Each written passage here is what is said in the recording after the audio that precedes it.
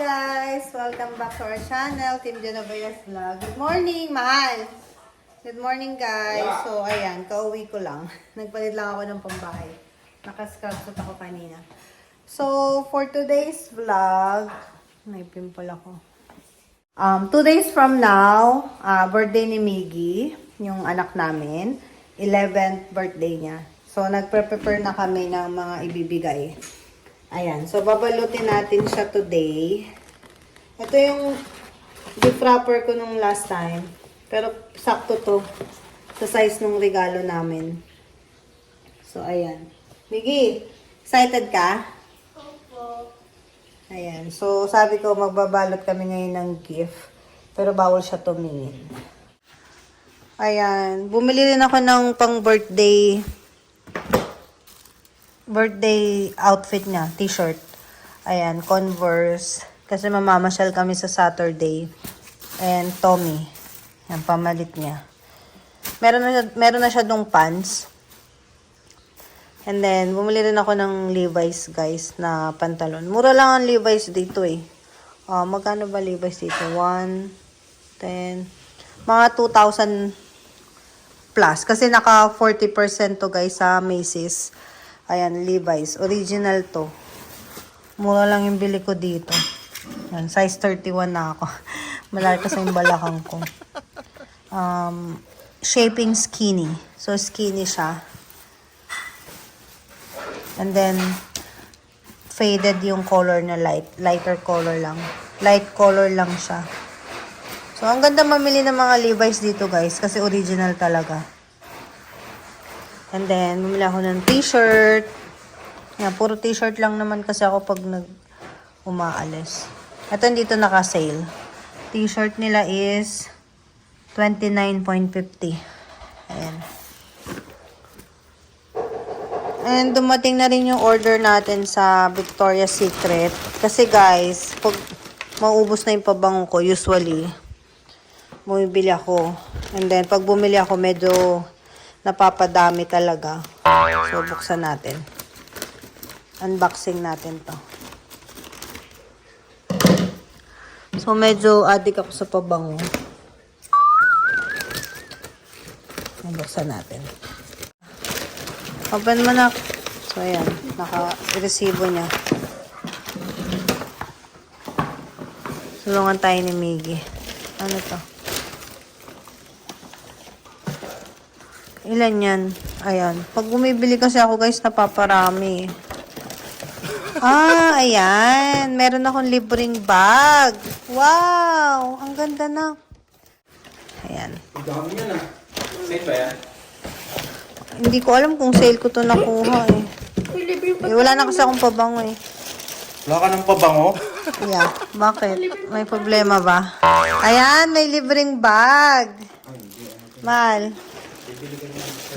Mahal, may libreng bag ang Victoria kapag naka $100 ka. Ayan, naka $100 kasi ako, guys, sa dami ng binili ko. Ayan, more than $100 yung binayaran ko. No, open nga natin.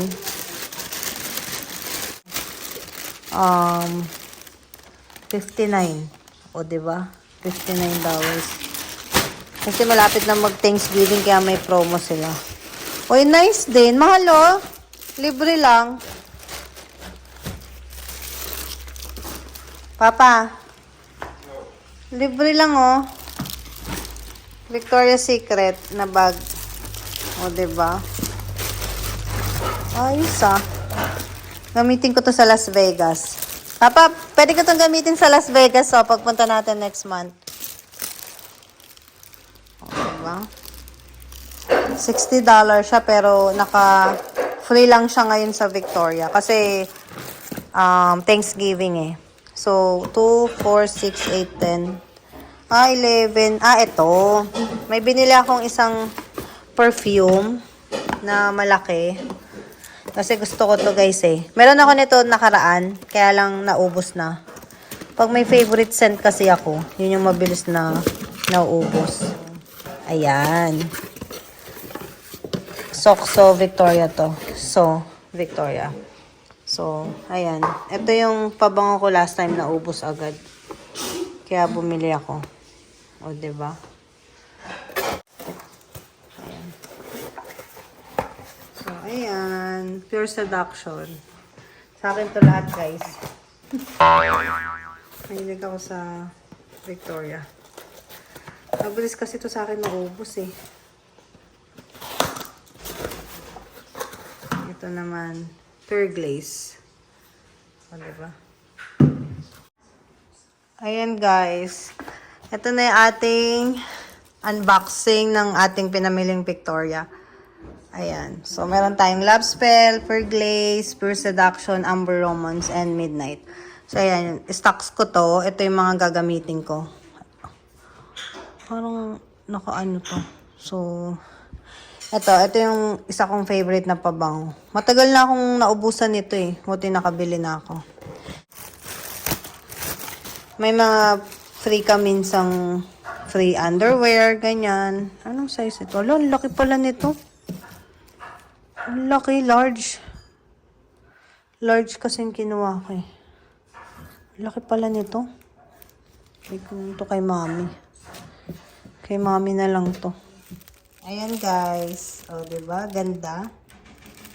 So, nilagay ko dito yung mga pabango na binili natin sa Victoria. Kasya sila sa loob. Iakit ko to sa walk-in closet. Ayan. So, ito, since large, kasya to kay mami. Ayan. So, ang ganda. Ang cute niya. Ano to guys? $60. Pero, naka-promo sila na pag naka 100 bucks ka, may libre kang bag. Wow! Toko at baboy. Asan yung baboy? Toko lang ba? Ayun lang. Ito ating breakfast. Miggy, asan yung sayo? Aros caldo yan. Kasi chicken. Caldo. Chicken. Nilagay ko lang ng tofu. May tuwalya. Sarap. Sa taas. Hintayin mo ginahanap. Sarap. Para kay Rose din yan. Para sa sakit. Wala naman daw siyang sakit. Ha? Anak gawa ka. Anong sauce? Oh, soy sauce. Kasi Sarap pa. May boiled egg, Mal.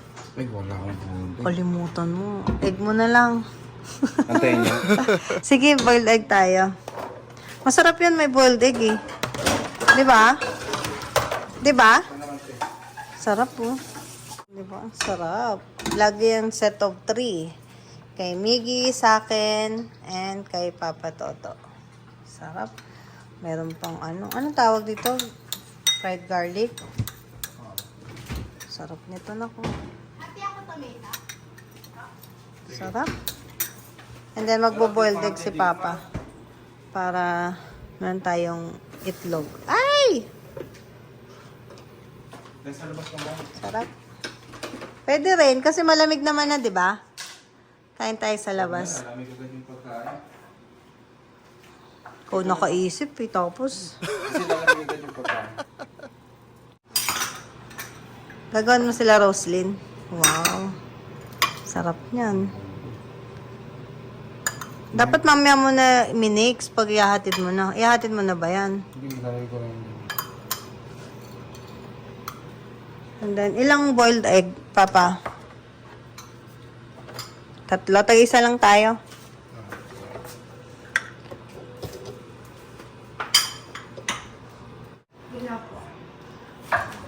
Wow, ano naman yan, Nak?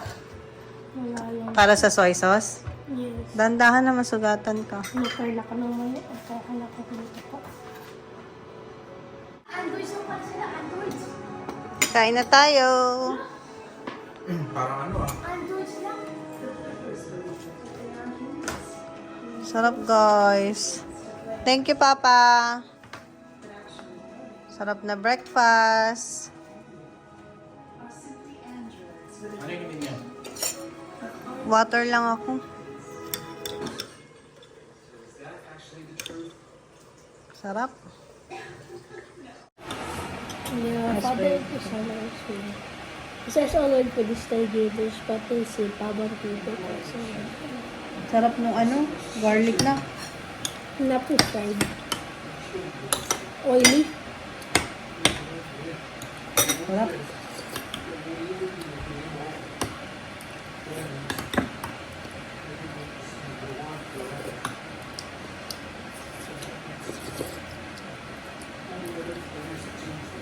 Sarap. Parang, ano, lugaw ni bro. Pwede tayo benta nito.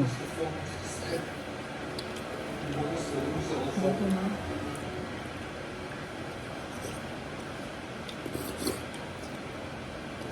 Ulit. Ang panito. Sarap oh.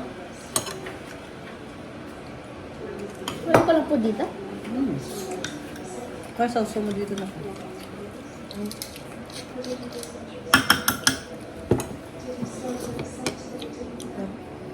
Ginger po to? Ano yun? Laki. Malaki nga para madali makita.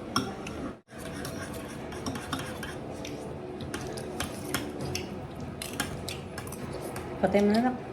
Ano po? Patay mo na. Hello guys. So, kagising ko lang. Wala pala yung mag-ama ko. Ayan, papasok na kasi ako sa duty. So, usually pag may laro si Miggy, may soccer, maglalaro sila ni papa niya. Inahatid siya ng papa niya. So, usually guys, ganito yung routine namin sa bahay. Naka-clean wrap yung dinner ko for tonight. Ayan. Nagluto na si papa. Tapos, iinit ko lang. Then, mag-ready na ako pumasok sa duty. So, ganyan ka-hands-on yung asawa ko, guys. So, ayan. Ganyan yung routine namin dito. Kasi I don't cook. Mga breakfast lang yung niluluto ko. Kasi papa, nagluluto si Toto ng pagkain. And then, ito yung breakfast namin kanina. Lugaw, arroz caldo. So, since malilate na ako, ayan. Kakain lang ako ng dinner tapos mag-ready na ako para mag-duty. So, ayan guys. Papasok na ako sa duty. Inaantay ko na lang si Papa kasi naglaro si Christoph. So, dito guys, sa United States, ang natutunan talaga namin mag-asawa is teamwork. Yung talagang ipaprioritize nyo, ma-maximize nyo yung time nyo together. Lalo na pag both working kayo, tapos yung anak nyo may school, may extracurricular, like yung anak ko nagsa-soccer, so kailangan namin ihatid, kailangan namin puntahan. For example, may ball game siya, so kailangan nandun kami, kailangan namin umattend, kailangan mong ipag-drive. So, ganun guys dito sa United States. Siguro kahit sa ang country and kahit sa Pilipinas. Kasi before, nung di pa kami nag-Amerika, si Toto nagbabarko. So, most of the time, pag nasa lupa siya, or all of his time, kapag nasa vacation siya, nasa amin ni Miggy. So, more on hands-on talaga siya sa amin. So, ngayon, since working kami pareho dito, tapos wala namang ibang mag-aalaga kay Miggy, kapag nakikiusap kami dun sa pinsan ko, yun, may magtitingin, ganyan. So, ang hirap, kailangan nyo i-balance yung time nyo together. Kailangan nyo prioritize lalo na kung one car family kayo, kailangan nyo i-organize yung schedule nyo. Kailangan nyo kung eto, ganito yung activity ni Miggy, ganito yung work ko, ganito yung duty ni Papa. So, kailangan talaga communication, guys. Ayan. So, nakakatuwa lang sa asawa ko kasi talagang masipag siya magluto dahil hindi ako nagluluto, hindi ako magaling magluto. So, nako-compensate nung partner ko. So, ganun pala ang mag-asawa, guys. Kung ano yung hindi nagagawa ng isa, nako-compensate naman ng isa. So, balance lang kung ano yung hindi kaya ng isa or hindi kayang gawin as of now, pwedeng later, ganyan. Pero yung isa, supportive. So, ganun yung buhay may asawa, buhay Amerika. So, nagtatrabaho kayo pareho, may anak kayo, so nag-aasikaso kayo pareho sa anak nyo. So, balance lang and fair. And of course, prioritization. So, ayan, inaantay ko na lang sila kasi duty na ako. Pero actually, late na ako kasi 7 na. Pero okay lang kasi nasa soccer game si Miggy. So, ayan. So, ayan guys, yung aking a day. Yun yung aming a day in our life vlog. For those na aspiring or nagpaplano or papunta dito sa United States, time management, teamwork, proper communication, and perseverance. Kahit na mahirap magsimula, eventually makakapag-settle down din kayo ng maayos. So, one step at a time, and always keep safe. Yung safety nyo, isipin nyo mabuti yung safety ng family nyo. So, mamimili kayo ng isang lugar kung saan maganda yung community at safe. Syempre. So, ayun guys. So, ayun yung ating A Day in Our Life vlog. Thank you for watching. Ayan, duty muna ako. Bye-bye!